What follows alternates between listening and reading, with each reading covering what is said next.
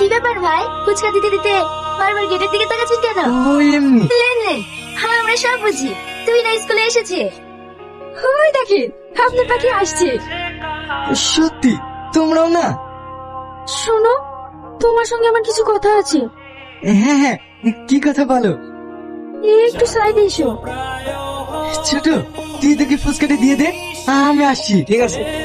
জান জান, রাধা চলে গেল আর কৃষ্ণ যাবে না, তাই কখনো হয়? তোমরা না ভীষণ বাজে। কি বলবে এবার বলো। দেখো, একজন ফুচকাওয়ালার সঙ্গে আমার আব্বা কখনোই বিয়ে দেবে না। তাই আমাদের এই সম্পর্কটা টিকিয়ে রাখার জন্য তোমাকে বড় কিছু করতে হবে। আমি ফুচকা বেচে মাসে 4,000 টাকা ইনকাম করি। মাত্র 4,000 টাকা? এই 4,000 টাকায় আমাদের বাড়ি কুকুরের খাবারও হয় না। কি হলো, চুপ হয়ে গেলে কেন? দেখো, আমাকে পেতে হলে তোমাকে অনেক টাকা উপার্জন করতে হবে, না হলে তুমি আমাকে কখনোই পাবে না। না না, তোমাকে পাওয়ার জন্য আমি সবকিছু করতে পারবো। আমি অনেক টাকা ইনকাম করব, কিন্তু তোমাকে ছেড়ে আমি এক মুহূর্ত থাকতে পারবো না। আমিও গো, তোমাকে নিয়ে আমি অনেক স্বপ্ন দেখছি।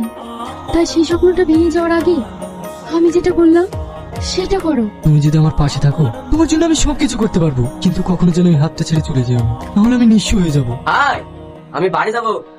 হ্যাঁ হ্যাঁ আসি, তুমি ক্লাসে যাও। মা, তোমাকে একটা কথা বলবো। হ্যাঁ বল। বলছি, আমি সাজান ভাইয়ের সাথে বাইরে কাজে যাচ্ছি। কি? না না, তোমাকে বাইরে কাজে যেতে হবে না। তুমি কিভাবে ফুচকা বিক্রি করছো ওই করো, আমার বেশি টাকার দরকার নাই।